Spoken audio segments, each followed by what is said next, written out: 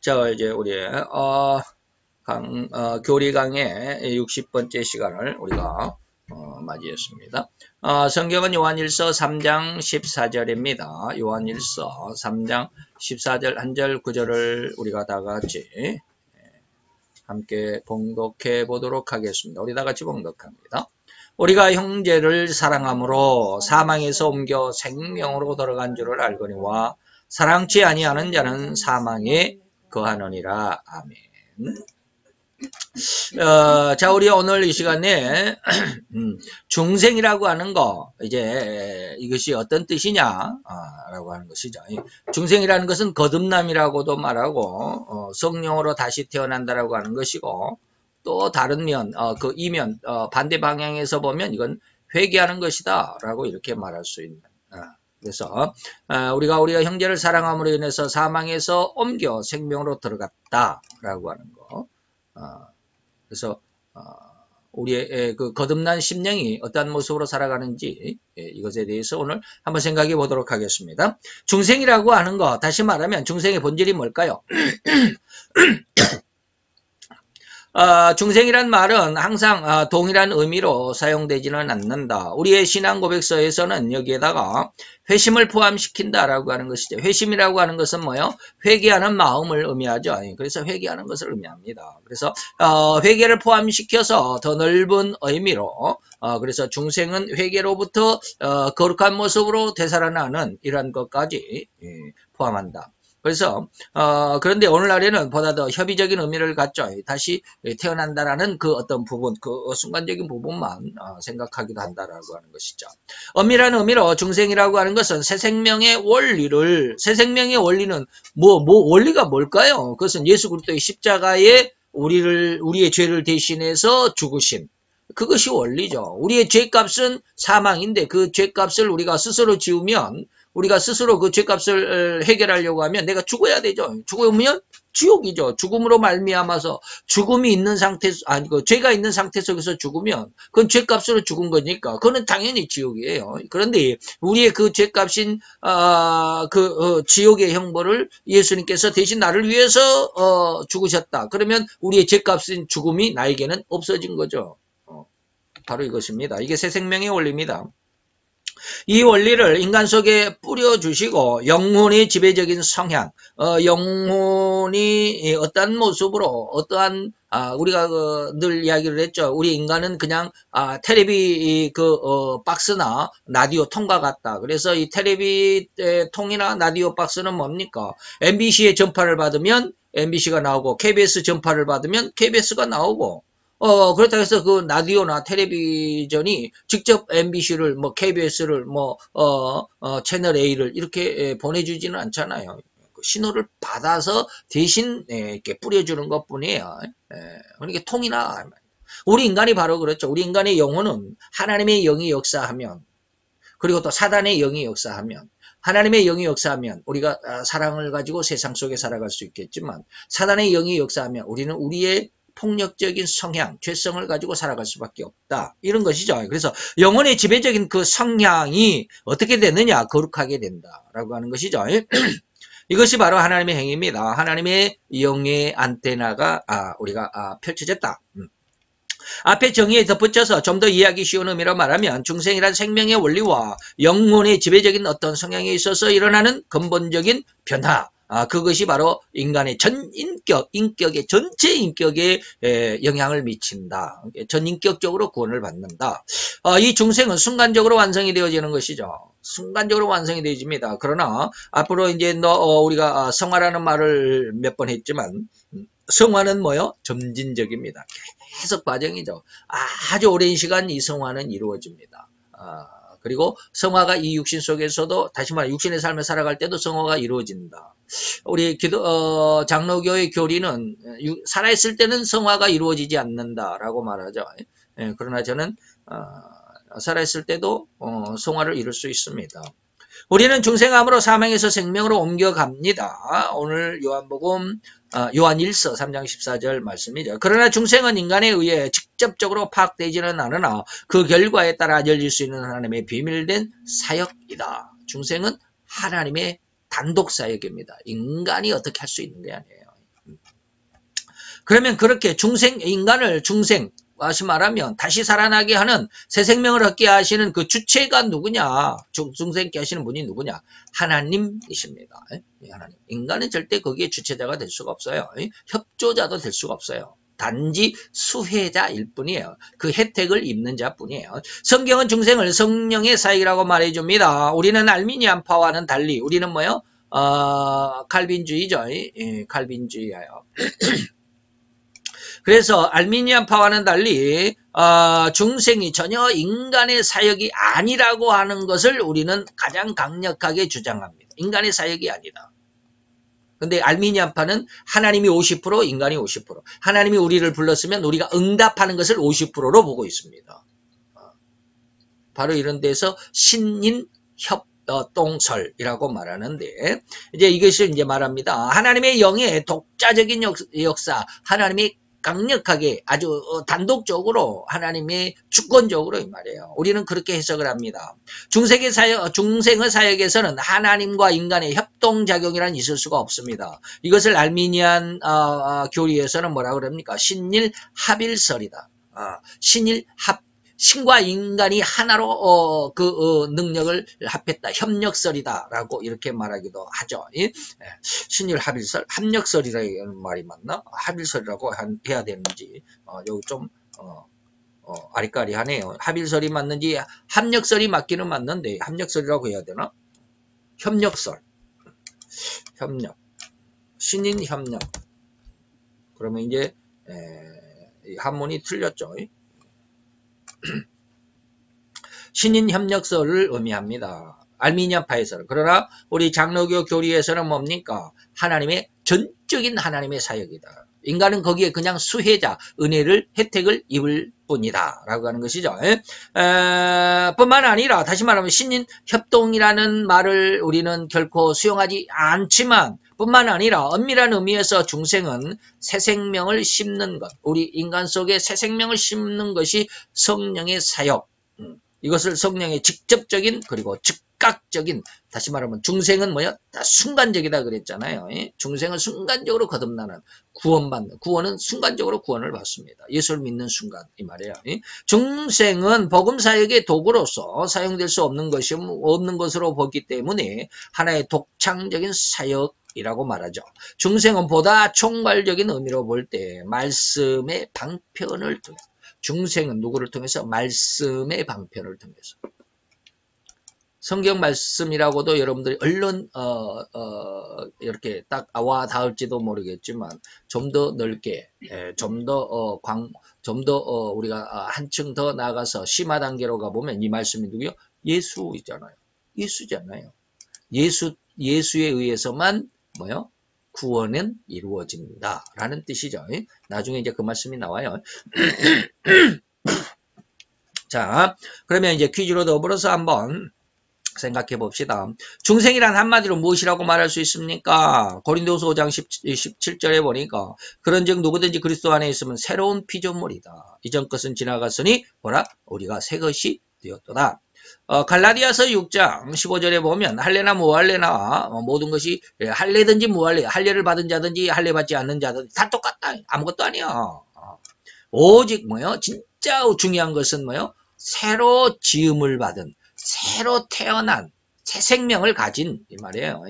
뭐 할례 받았다 해서 구원이 되고 할례를 받지 않았다 해서 구원에서 탈락된 것이 아니라 정말 중요한 것은 뭐요? 내 속에 새 생명이 있느냐 이것이라는 것이죠. 새로 지으심을 받은 자, 새 생명을 받은 자 뿐이다. 자, 중생이란 역시 다시 태어났다 혹은 거듭났다 또 새롭게 태어났다라고 하는 것을 의미하는데, 그래서 고린도후서 5장 17절은 이전 것과 새 것을 대비해서 우리에게 비유로 그 의미를 확실하게 해주죠. 즉 이전 것이라고 하는 것은 뭡니까? 하나님을 떠나 죄악으로 살아온 우리 육신적인 삶. 우리가 죄악이란 말이 잘 이해가 안 되면 죄악을 빼고 하나님을 떠나 살아온 육신적으로 그냥 우리 내 마음대로 내 뜻대로 그냥 내가 기분 나쁘면 막 화를 내고 기분 좋으면 그냥 헤헤거리고 하하거리고 뭐 이런 것이 뭐요? 우리 육신적인 삶이죠. 우리가 그냥 일반적으로 살아온 모든 삶이 다 육신적인 삶입니다. 아무리 그가 믿음을 가지고 있다 할지라도 또 뭐 목사고 뭐 아주 큰 교회 뭐 몇천 명, 몇만 명을 먹게 하는 목사라 할지라도 육신적인 삶입니다. 이걸 이해할 수 있어야 되는데 그런 큰 교회 목사님에게 당신의 삶은 육신적인 삶입니다라고 말했다가는 받아들일 사람 한 사람도 없어요. 제가 그렇게 얘기했다가 아주 그냥 아주 박 터질 뻔했어요. 받아들이질 않아요. 나는 그런 말하는 사람에게는 아주 그냥 내 이마에 피가 터지도록 그냥 싸운다고. 그래가지고 그냥 내가 더 이상 말을 못했어요. 말을 할 수가 없죠. 받아들일 수 있지는 않으니까. 자, 그렇습니다. 그런데 새 것이라고 하는 것은 그런 육신적인 삶을 회개했다.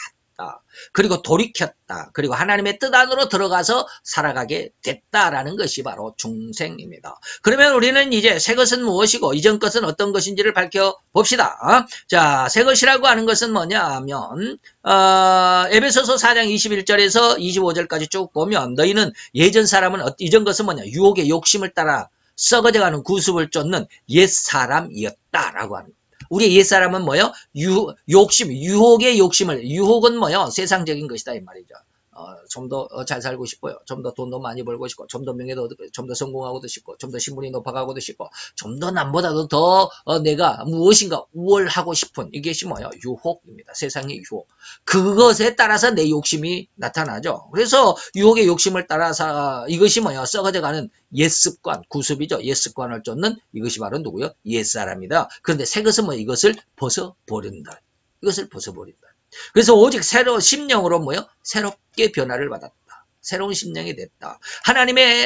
그래서 하나님의 의와 진리와 거룩함으로 지으심을 뭐요? 새 사람을 입어라. 라고 하는 것이죠. 이게 새 사람입니다. 이게 뭐요? 옛사람. 옛 것이죠. 이전 것이죠. 그리고 새 것은 뭐요? 하나님으로 말미암아 의는 뭐예요? 거룩함은 뭐예요? 이건 성부 하나님이 거룩함입니다. 진리는 뭐요? 예수 그리스도입니다. 말씀의 진리죠. 의는 뭐요? 의지. 우리의 성령 하나님의 우리의 행동과 능력이라고 말하죠. 다시 말하면 삼위 하나님의 모양과 형상을 다시 한번 회복하게 되는 새 사람이 바로 이런 사람이다 라고 하는 것이죠. 자, 그러므로 인해서 그 사도 바울은 에베소 교인들에게 이렇게 밝히 말했습니다. 유혹을 받는 심성, 유혹을 받는 그 마음, 그 유혹된 마음으로 살아왔던 그 모든 습관을 쫓는 상태를 무엇이라? 옛사람이라고 칭하고 있죠. 또한 새 것은 바울은 이어서 밝히 말하되 심령이 새롭게 되어야 한다. 우리 마음속에 세상적인 욕심이 아니라 이제는 하나님에 대한 무언가 욕심이 있어야 된다. 라고 하는 것이죠. 더욱 이어서 그 새로운 심령은 하나님의 의와 진리의 거룩함, 삼위 하나님의 모양을 회복했다. 모양과 형상을 회복했다라고 하는 것이죠. 그래서 이렇게 새로 지음을 받아야 된다라고 외치죠. 그래서 다윗 왕도 역시 하나님 앞에 노래하고 찬양하기를 뭐라고 그랬느냐면 하나님이여 내 속에 정한 마음을 창조하시고 이거 뭐요? 재창조입니다. 재창조. 영은 재창조가 아니에요. 내 안에 정직한 그 영을 새롭게 해 주옵소서. 영은 새롭게 다시 태어나지만 다시 말하면 이게 새로운 새 창조가 아니라 옛날 것이 딱 묵혀있던 것이 드러났지만 근데 내 속에 있는 마음은 정직한 마음으로 새롭게 창조가 되어야 돼요. 싹 빼내고 다시 새로운 것으로 채워 넣어야 된다. 즉 새 사람, 새 것, 새로운 심령은 이전 것이 전혀 없는 상태를 말합니다. 이전 것이 전혀 없는. 다시 말하면 죄가 호리만큼도 없는 이 말이에요. 늘 이야기했듯이 영성인의 모습이 될 때야 비로소 새로운 사람이에요. 우리는 새로운 사람을 향해서 달려가는 신앙은 모든 신앙인들은 새로운 새 사람을 향하여 달려가는 죽음 수고와 과정입니다. 당금질할 때 아주 명금이 영성인이라고 한다. 명금이 되어가는 그 모든 과정, 불에다가 집어넣고 달궈서 망치로 두들겨 패고 물속에다가 싣고 이 모든 것은 뭐예요? 과정, 영성인이 되어가는 과정입니다. 그래서 우리가 하나님 앞에 태어나서 예수를 믿는 순간부터 영성인이 되어가는 것. 쉽게 말하면 이것을 잘 이해가 안 되면 우리가 태어나면서부터 죽을 때까지 이 모든 삶의 과정은 영성인의 과정입니다. 신앙의 훈련의 과정입니다. 그래서 영성인이 되는 것을 우리는 목표로 해야 된다. 그래서 영성인이 되면 뭐예요? 우리 마음속에 이전 것이 전혀 없습니다. 제가 늘 이야기하죠. 지금도 제 마음속에는 많은 것이 있다.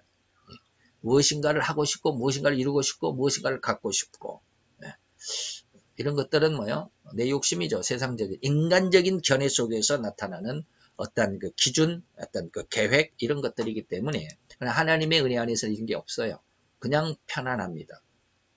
아침에도 말했듯이 있어도 교만하지 않고 없어도 부족하거나 고민스럽지 않고 이 말이에요. 이게 새로운 것입니다. 그래서 이전 것이요 구습이라고 하는 것, 육신의 정욕과 욕망과 자기 이득을 위한 모든 죄성으로 살아온 자신의 모습들이 전혀 호리만큼도 남아있지 않고 오로지 내 이웃을 전적으로 사랑하되 내 몸을 돌봄과 같이 사랑하라는 명령과도 같이 나의 이권이나 내 욕심이나 내 생각이 호리만큼도 게재되지 않는 확실한 청결합니다. 확실한 거룩함을 얻은 이 마음이라고 할 수 있는 것입니다. 오늘 이 시편 51편 10절이 바로 이것이죠. 내 속에 정한 마음이 새롭게 창조가 되고 내 안에 있었던 하나님의 그 흙을 빚어서 그 속에 넣어준 생기 그것이 새롭게 그 영을 새롭게 되는 이것이 바로 영성입니다. 자, 두 번째입니다. 중생이란 무엇에서 무엇으로의 전이 옮겨가는가 이 말입니다. 전이라는 말은 뭐예요? 옮겨가는 것이죠.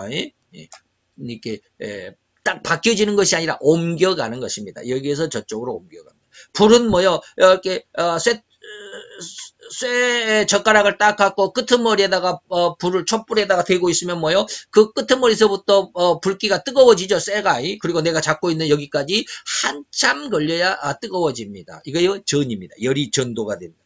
계속 전파된다 이 말이죠. 자, 이것이 중생이란 무엇에서 무엇으로의 전파인가 이 말이에요. 자, 요한일서 3장 14절입니다. 우리가 형제를 사랑함으로 인해서 사망에서 옮겨 생명으로 들어간 줄을 알거니와 사랑치 아니하는 자는 사망에 거하느니라. 자, 에베소서 2장 1절 혹은 4절 5절을 보면 너희의 허물과 죄로 죽었던 너희를 살리셨도다. 4절에 보면 극률이 풍률하신 하나님이 긍휼에 풍성하신 하나님이 우리를 사랑하신 그 큰 사랑을 인하여 내가 내 옆 사람에게 말이에요. 허물로 죽은 우리를 그리스도 예수와 함께 살리셨다. 너희가 은혜로 구원을 얻은 것이라. 자, 전이라고 하는 것은 전연된다라고 하는 의미죠. 그리고 전파된다 혹은 파급된다라는 의미죠. 즉 중생한 자에 의해서 그 옆 사람이 또한 그 사람의 중생하여 구원 얻은 상황이나 그 상태를 보고 구원 얻은 자를 본받아서 자기 자신도 불신자가 이 말이에요. 야, 저 사람을 보니까 참 예수를 믿는 사람답다라고 말하면 그 사람처럼 나도 예수를 믿어야 되겠다. 이것이 뭐예요? 전파되는 것이죠. 은근히 이 말이죠. 은근히 전이 됐다. 자신도 복음을 믿어야 하겠다라는 마음이 생겨서 같이 구원의 반열로 옮겨가는 것을 전이라고 말합니다. 그래서 사도행전 16장 31절에 보면 네가 주 예수를 믿으면 너와 내 집이 구원을 얻게 된다. 이거는 뭐예요? 우리가 흔히 말하는 신신학에서는 뭐라고 그럽니까? 사회구원이다 이 말이에요. 사회구원. 한 사회가, 한 무리가, 한 공통된 집단이 구원을 받는 것이다 라고 이렇게 말하는 사회 집단을 의미하는데 불교에서도 이런 말을 하죠. 대승불교다. 소승불교는 개인이 구원을 받는다. 대승불교는 한 집단이 구원을 받는다. 이렇게 이야기를 했는데 불교에도 그런 말이 있지만 우리는 뭐요? 우리는 절대적으로 그 집단이 구원을 받는 게 아닙니다. 내 개인이 구원을 받습니다. 내 집단 안에 있다 할지 쉽게 말하면 내 가족이라 할지라도 예수를 안 믿는 가족이 누군가 있다면 그는 구원받지 못합니다. 그러나 사회구원에서는 다 구원받는다고 그래요. 내가 그 구원받는 집단에 들어가면 나도 구원을 받는다라고 그렇게 얘기를 하죠. 그런데 그런 의미가 없는 것은 아니에요. 그런 의미가 없는 게 아니에요. 있어요. 그게 뭐냐면 성령의 역사, 성령 강림을 할 때 120명이 있었지만 120명이 다 그렇게 은혜 받는 그런 모습이 있었지만 그 옆에 누군가가 있었다면 그도 성령을 받았다. 다시 말하면 10일 동안 전심으로 기도했다. 라고 말할 때 110명이 다 똑같이 막 기도했을까? 그 중에 좀 게으른 사람도 있었을 거예요. 좀 꾀를 부린 사람도 있었을 거예요. 그러나 그럼에도 불구하고 그 속에 하나님의 성령이 역사하니까 그 120명이 다 성령이 충만함을 받았다라고 하는 것을 보면 한 그 무리, 그 집단이 하나님 앞에 성령을 받은 것은 사실입니다. 그래서 이 말이 전적으로 틀렸다고는 할 수 없는데 그러나 이 구원만큼은 하나님의 은혜가 개인적이다라고 하는 것이죠.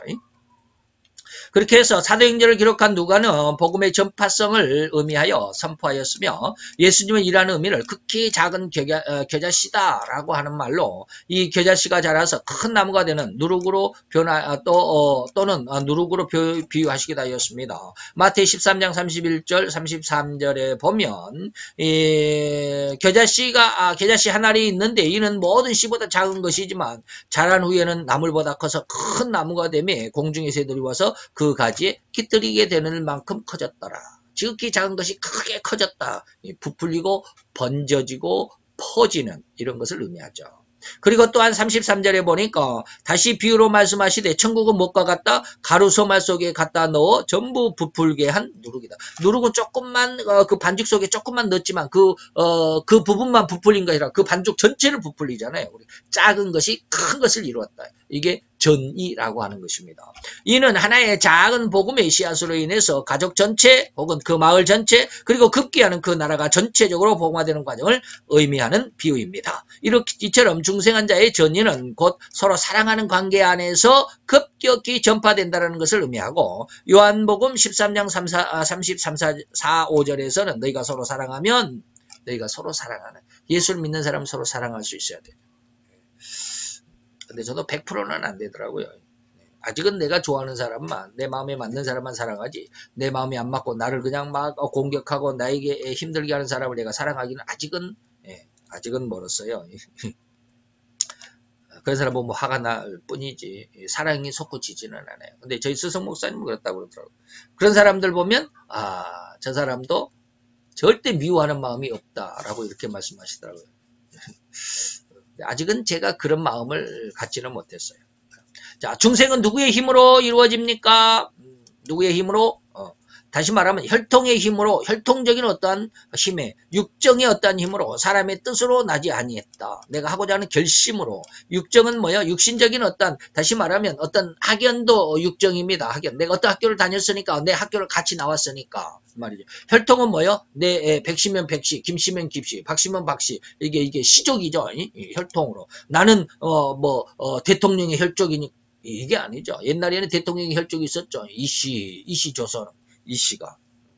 이씨가 정말 대통령의 가문이에요. 옛날은 뭐 그렇지도 않죠. 혈통이 그 사람을 대변하는 것은 아닙니다. 육정, 내가 어느 파에 속했느냐, 내가 뭐 민주당이냐, 뭐 한국당이냐, 그런 어떤 이것이 다 육정입니다. 어떤 파당에 속해 있는 것. 그런 것으로 우리가, 그러니까 내가 장로교에 속했냐, 내가 감리교에 속했냐, 성결교에 속했냐에 따라서 구원이 되느냐? 아니다라는 것이죠. 육정으로는 그런 게 아니에요. 사람의 뜻은 뭐예요? 내가 결심해서 이 말이에요. 내가 구원을 한번 받아야 되겠다 해서 되는 것이 아니에요. 오직 누구로부터? 하나님께로. 요한복음 3장 5절 8절에 보니까 예수님께서 대답하시되 물과 성령으로 거듭나지 않으면 하나님 나라에 들어갈 수가 없다. 다시 말하면 구원은 누구요? 물과 성령으로 거듭나야 된다. 누구의 힘으로? 물의 힘과 성령의 힘으로 말이죠. 중생 곧 거듭남이라고 하는 것은 자기의 죄악을 회개할 수 있는 마음입니다. 곧 그 은혜는 결코 인간의 뜻으로나 결심으로는 허리만큼도 얻을 수가 없습니다. 다시 말하면 회개는 회개의 영이 우리에게 주어 임해져야만 회개가 가능합니다. 그러기 전에는 죄를 알아도 절대 회개가 안 됩니다. 이게 이해가 안 되죠. 저는 경험을 해서 알아요. 처음에 제가 영을 공부하고 훈련한다고 할 때 하나님께서 저에게 어느 순간 죄를 알게 하셨어요. 엄청나게 알게 하셨어요. 거난 한 달 이상을 매일 기도할 때인데 자우지간 한 달 이상을 앉기만 하면 하나님이 죄를 지적했어요. 이것도 죄고 저것도 죄고 저것도 막 해서 얼마나 죄를 지적했겠습니까? 그런데 그때 그 죄를 지적하는 그 하나님이 밉지도 않았습니다. 하나님 앞에 앉는 날면 날마다 하나님이 죄를 지적하면 모든 것을 그냥 수긍하는 거예요. 하나님 맞습니다. 이것이 죄입니다. 하나님 이것이 죄입니다. 이런 것밖에 안 돼. 근데 그렇게 하고 나니까 한참 그런 과정 속에 있다가 내 마음속에 또 다른 생각이 드는 거예요. 뭐냐면 아니 이렇게 죄를 알면 내 마음속에 회개가 돼야 되는데 회개하려고 해도 회개하는 마음이 없어요.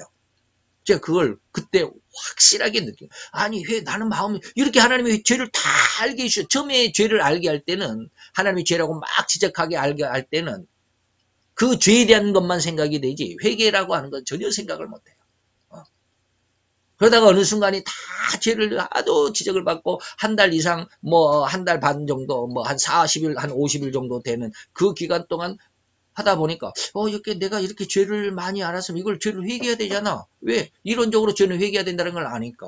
그래서 죄를 회개하고 싶은데 마음은 회개해야 된다라는 의식은 있어요. 이론적으로는 죄는 회개해야 되잖아. 근데 마음은 회개가 안 돼요.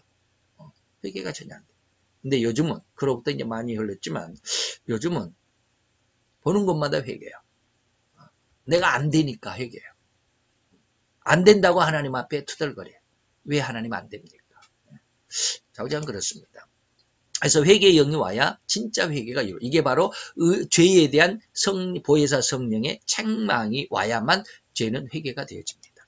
자, 오로지 구원은 하나님께로서 날 뿐이며 더욱이 구세주 역시 하늘에서 오실 뿐입니다. 여기 아주 중요합니다. 구세주는 하늘에서만 옵니다. 이 세상에는 구세주가 없어요. 그 어느 인간이 구세주로 자처할 수 없다라는 것입니다. 자신이 구세주라 선포하는 그 어떠한 사람이 있다 한다면 그는 100% 완벽하게 잘못된 자다라고 규정해도 결코 틀림이 없습니다. 100%입니다. 더욱이 사도 요한은 요즘에 그냥 구세주라고 하는 사람들 많죠. 누굽니까? 누구지? 신천지에 이만희 이런 사람들, 박태선 이런 사람 내가 구세주다. 문선명 이초석이 내가 구세주다. 인간은 절대로 구세주가 될 수가 없습니다. 구세주는 오로지 어디에서? 하늘에서만 오신 거예요. 하나님만 구세주다 이 말이에요. 예? 더욱이 사도 요한은 구원 즉 중생을 규정하되 물과 성령으로 나야 된다. 물과 성령으로 다시 나지 않으면 안 된다라고 그랬습니다. 이게 구원입니다. 라고 선언했습니다. 다시 말하면 물은 예수 그리스도의 십자가의 대속을 믿는 것이고 성령은 이게 보혜사 성령의 3대 책망입니다. 이때 물로 다시 나야 한다라고 하는 의미는 예수 그리스도의 십자가의 대속의 죽음으로 인해서 흘리신 그 보혈이 바로 나를 구원했다라고 하는 것을 믿게 되고 그것을 그래서 그러지 못했던 예수를 믿지 못했던 예수를 따르지 못했던 것을 회개하는 것이 바로 그래서 그것이 죄고 그것을 회개하는 것이 바로 구원이다. 이것이 물로서의 세례를 받는 것이죠. 이어서 성령으로 다시 나야 한다라고 하는 것은 예수님께서 승천하신 후에 그가 친히 보내실 보혜사 위로의 성령이 있는데 이 성령을 받는 것이 바로 유익이다라고 이렇게 말합니다. 이것이 바로 성령 세례입니다. 이 성령 세례가 바로 인간의 죄성까지를 회개하도록 돕는 역할을 합니다. 이 돕는 역할이 바로 성령의 3대 책망이라고도 하고 이것을 다른 말로 하면 3대 축복, 책망이 전하해 보게 됩니다. 하나님의 책망은 그것이 책망으로 끝나서 내가 망해버리고 내가 그냥 꼬꾸라지고 내가 완전히 이게 멸망의 어떤 구렁텅이로 처박히는 이것이 아니에요. 나를 책망하시면 그것이 복이 됩니다. 죄를 책망하면 죄가 없어지고 깨끗하게 되는 은혜가 옵니다. 의로 책망하면 내가 하나님을 잘 못 믿었던 하나님을 정확히 알지 못했던 것들이 책망을 받고 하나님을 더 정확하게 알 수가 있습니다. 세상의 심판에 대해서 책망을 받으면 세상을 이기는 권능이 나에게 주어지게 됩니다. 이게 바로 전하의 복이다 라고 이렇게 그래서 내가 3대 책망이고 그것은 또 다른 말로 하면 3대 축복이다 라는 말로 말씀을 드리는 겁니다. 이에 대해서 의에 대해서 세상에 대해서 책망하심이라고 예수님께서 친히 증거해 주셨습니다. 이게 바로 요한복음 16장 8절에서 11절 그가 와서 죄에 대하여 의에 대하여 심판에 대하여 세상을 책망하시리라. 죄에 대하여라는 사람은 너희가 나를 믿지 못합니다. 믿지 못하는 것은 불신이죠. 이게 죄죠. 의에 대하라 하면 내가 아버지께로 가니 너희가 다시 나를 보지 못하며 이게 진리죠. 진리는 아버지께로 가는 겁니다. 근데 나를 다시 보지 못한다라고 하는 것은 이건 비진리잖아요. 그래서 우리가 의에 대한 책망을 받으면 우리의 잘못된 진리에 대한 사고방식이 정확하게 바뀌어진다. 진리를 알게 된다. 성경을 알게 되고 하나님의 은혜를 알게 되고 그렇다 이 말입니다. 심판에 대하여라 하면 이 세상 임금이 심판을 받다. 세상을 이기는 이김은 이것이다. 예수의 이김의 권능. 그것이 우리에게 주어진다. 4번입니다. 하나님은 우리에게 주신 중생의 유일한 길은 무엇일까? 중생의 유일한 길이 무엇일까? 야고보서 1장 18절에 보니까 그가 조물 중에 우리로 한천 열매가 되게 하시려고 자기의 뜻을 쫓아 뭘로? 진리의 말씀으로 우리를 낳으셨다. 말씀이 뭐예요? 예수입니다. 말씀은 성경 말씀이고 은혜이기도 하지만 예수라고 하는 것으로 빨리 바꿔서 생각을 해보셔야 할 수 있습니다. 베드로전서 1장 23절에 보니까 너희가 거듭난 것이 썩어질 씨로 된 것이 아니고 썩지 씨로 된 것이니 이것이 바로 뭐요? 하나님의 살아있고 항상 있는 무엇이다. 이 씨가 말씀이다. 예수 그리스도죠. 십자가의 은혜죠. 그 십자가의 은혜가 있어야만 성령의 3대 사역이 주어집니다. 앞에서 한번 질문에 대답과도 같이 우리는 중생이 전적으로 하나님의 은혜라고 하는 것을 알아봤습니다. 이 질문과 대답과 같은 맥락에서 이번 질문과 대답도 같은 것이라고 볼 수 있죠. 즉 중생을 얻을 수 있는 오직 유일한 길은 곧 진리의 말씀입니다. 이를 의역하자면 이 말씀은 곧 성자인 예수 그리스도입니다. 그래서 요한복음 1장 1절에 보니까 태초에 이 말씀이 있었는데 이 말씀이 곧 하나님이시고 종합하자면 우리 죄인된 인간들이 구원을 받아 영원한 멸망으로부터 천국의 영원한 생명으로 바뀔 수 있었던 것은 오로지 뭐요? 예수 그리스도의 십자가의 대속의 은혜인 피 곧 그 보혈을 흘려주신 그 은혜. 우리 죄인들이 바로 그 죄값에서 영원한 멸망 죄값에서 영원한 그 형벌이 갚아졌다라는 것이죠. 그래서 요한복음 14장 6절에 보니까 예수님께서 뭐예요? 너희가 나로 말미암지 않고는 말씀에 의하지 않고는 이 말이에요. 나로 말미암지 예수의 십자가에 의하지 않고는 아버지께로 올 자가 없다라고 하죠. 그 성경의 말씀에 의하지 않고는 결단코 구원에 이를 수 없다라고 하는 것을 절대적인 신앙의 철칙으로 삼아야 합니다.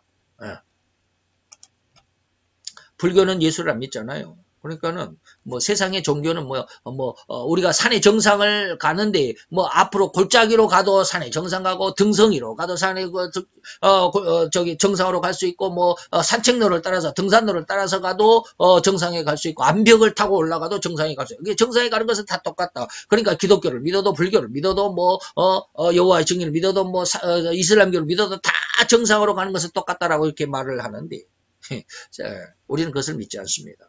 예수는 나로 말미암지 않고는 그랬습니다. 예수를 부인하는 자는 구원받지 못합니다. 예수를 하나님으로 인정하지 않고는 하나님의 구세주로 인정하지 않고는 구원받을 수가 없다라는 말이 요한복음 14장 6절이죠.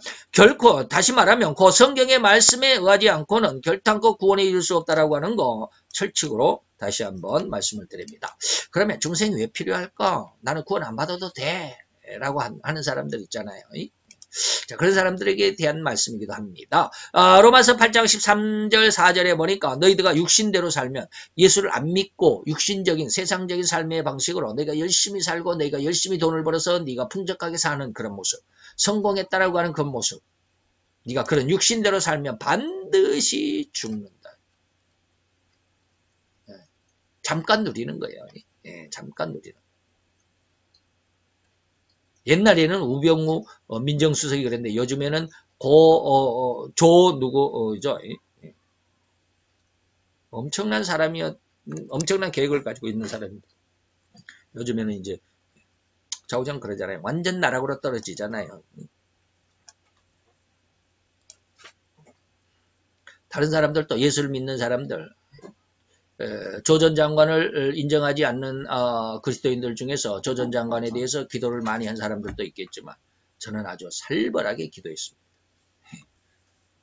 여러분들이 제 기도 지금 그대로 다 인터넷에 떠 있으니까 읽어보시면 압니다. 제가 얼마나 강력하게 조 전 장관을 위해서 기도했는지. 조 전 장관을 위해서? 조 전 장관을 위해서가 아니라 조 전 장관의 해임을 위해서 얼마나 강력하고 살벌하게 무섭게 기도했는지 아마 읽어보시면 압니다. 근데 요즘은 그 기도가 다른 사람들 향해서 있어요. 군인권센터 임태 누구라고 하는 그런 사람들. 민주당의 싱크탱크라고 하는 민주연구원 원장 양정 누구라고 하는 사람, 이런 사람들. 우리나라 대통령이 이르기까지 살벌하게 기도하고 있습니다. 다른 사람들이 볼 때는 예수를 안 믿는 사람들이 제 기도를 볼 때는 저주라고 할 거예요. 저주 아닙니다. 그냥 성경이 이루어지기를 원할 뿐입니다. 육신대로 살면 반드시 죽을 것이로되 영으로서 우리의 몸의 행실을 죽이면 산다. 그 다음에 요한복음 3장 3절입니다. 예수께서 대답하여 가라사 진실로 너희에게 이르노니 사람이 거듭나지 아니하면 하나님 나라를 볼 수가 없다. 라고 하는 거예요. 그냥 예수를 믿는 게 아닙니다. 다시 태어나는 중생의 은혜가 있어야 한다. 이 질문에 대해 거의 모든 신자들은 대부분 이렇게 대답할 것입니다. 구원을 받기 위해서 영원한 지옥의 멸망의 지옥으로부터 구원을 받아 영원한 천국의 영생을 살기 위하여라고 우리가 중생이 필요한 것이 아닙니까? 라고 이렇게 말을 하는데 거의 태반이 이렇게 대답할 것이죠.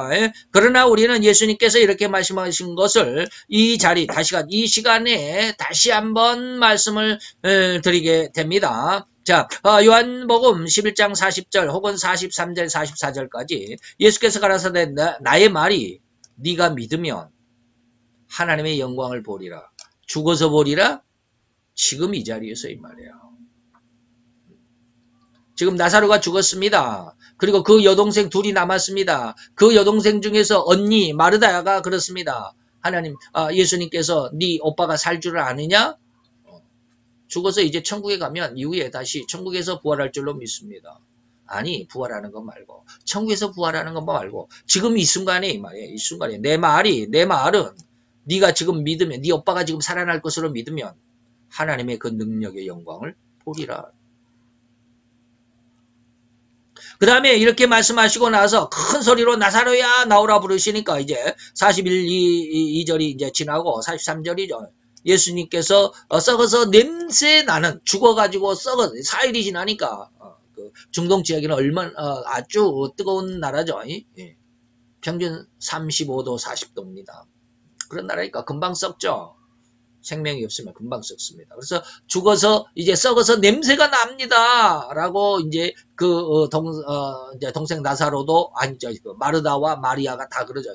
예수님 지금 우리 오빠는 이미 죽은 지 나흘이나 됐고 그러니 벌써 썩어서 냄새 납니다. 그런데 그 썩은 시체를 향해서 예수님께서 말합니다. 나사로야 나오라 라고 부르시니까 죽은 자가 수족을 배로 동인 채로 우리말로 염을 해가지고 이 말이죠. 그래서 동인 채로 나왔다. 그래서 그 얼굴은 수건에 쌓여 있더라. 자, 성도에게 구원의 축복과 구원받은 영광된 삶은 죽은 후에 꼭 다시 천국에서 부활함으로 얻는 줄로만 생각하는 것이 아닙니다. 주님의 오늘 말씀 요한복음 11장 40절에서처럼 죽은 이후의 시간만이 아니라 지금 이 순간에 이 시간에 우리의 육신의 삶을 살아가는 동안에 이 말이에요. 그래서 제가 우리 장로교에서는 성화라고 하는 것이 죽은 다음에 성화가 이루어진다라고 이렇게 말씀하는데 저는 그렇게 생각하지 않는다라는 말씀을 드렸습니다. 이 시간에 하나님의 영광을 볼 수 있을 것이라는 의미, 그 뜻을 말입니다. 즉 구원받은 성도의 아름다운 삶, 즉 죄와 상관이 없이 완전한 거룩한, 완벽한 청결한 이러한 삶을 살아갈 수 있는 육신의 시간들이 있다라는 것 기억해야 합니다. 육신 속에서 이것이 이루어질 수 있다. 그래서 우리 칼빈 교리에서는 장로교 칼빈 교리에서는 이것이 안 되니까 인간이 너무 해도 아무리 성경을 읽고 아무리 기도를 하고 아무리 신앙생활을 열심히 하고 오랜 시간 신앙생활을 해서도 이렇게 성화된 사람이 거의 찾아볼 수가 없으니까 교리적으로 딱 못 박아버린 거죠. 아, 살아있을 때는 성화가 안 된다. 죽으면서 성화가 된다라고 이렇게 교리적으로 했는데 그게 아니죠. 예.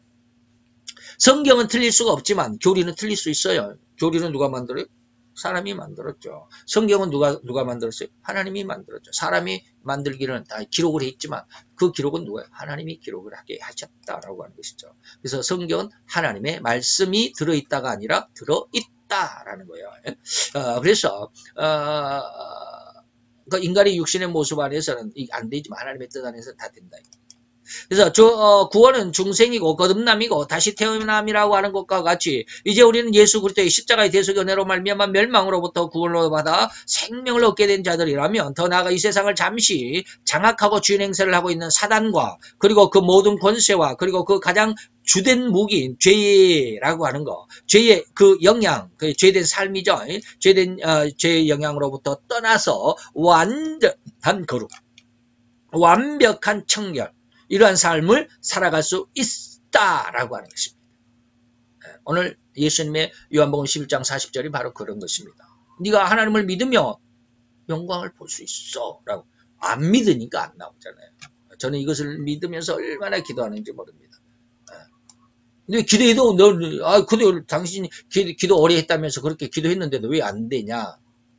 그건 나도 몰라요. 하나님이 주실 때가 있죠. 하나님의 때를 우리가 왈가왈부해서는 안 되죠. 그래서 사도행전 1장이 그러잖아요. 때와 기한은 아버지의 권한이 있으니까 너희가 알 바가 아니야. 그죠? 근데 힘들긴 힘들어요. 왜? 때와 기한을 모르니까. 언제 줄지를 모르니까. 기도만 하고 있으니까 답답하고 힘들고 어렵고 짜증나고 현실이 더 눈앞에 있고 날마다 살면서 이리 부딪히고 저리 부딪히고 이리 넘어지고 쓰러지고 자빠져가 코가 깨지고 그냥 코피가 줄줄 나도 하나님은 들은 척도 하는 것 같고 그러니까 힘든 거예요. 근데 그 하나님이 전부 다 담금질하는 과정이에요. 인간을. 그래도 힘들더라고요. 알고 있어도 힘들어요. 즉 이 세상을 정복하고 다스리고 그리고 이런 정복하고 다스릴 수 있는 그런 권세로 말미암아 권세를 가진 자들로 가진 그런 능력자로서 후손들까지 번성하게 하여 땅에 충만하게 살게 하는 그런 출발점이 바로 이 중생이라고 하는 것이기 때문에 중생이 너무나도 중요하다. 마지막이네요. 나는 하나 더 있는 줄 알았더니 5문제네. 우리가 중생에 필요한 것을 의미했고 중생은 우리에게 주신 중생의 유일한 길이 무엇이다? 말씀이다 라고 하는 것이고요. 중생은 누구의 힘으로? 오직 하나님께로서 다시 말하면 물과 성령, 물은 뭐요? 예수 그리스도의 십자가의 믿음, 그리고 성령은 성령의 3대 보혜사의 3대 사역 뭐 이런 거죠. 중생은 무엇으로의 전인가? 전도, 사랑과 사랑 전도입니다. 중생은 한마디로 뭐요? 새로운 피조물이 되는 것이다 라고 하는 것이었습니다. 잘 기억을 하시고요. 우리 다 같이 기도합시다. 할렐루야. 주님 여호와여, 오늘도 주님의 귀한 사랑과 원총을 감사를 드리나이다. 주의 말씀 안에서 이제 우리가 세상 속에 우리의 모습이 전혀 하나님의 진리의 말씀과 결부되지 않고 적용되지 않고 하나 되지 못했던 우리들의 모습을 다시 한번 발견하게 하시고 이제 우리로 지혜와 지식과 청기와 총명 속에서 더 명확한 하나님의 진리를 알 때 아버지며 그 하나님의 말씀이 우리 속에 또 우리의 삶 속에 내 생각과 내 정신과 내 사상과 내 마음 속에 적용이 되고 녹아지게 되셔서 하나님이여 하나님의 말씀대로 하나님의 의도대로 하나님의 뜻대로 살아가는 귀한 주님의 아들이 되고 딸이 되어갈 수 있도록 주님 축복하시고 은혜를 도와야 주시옵소서.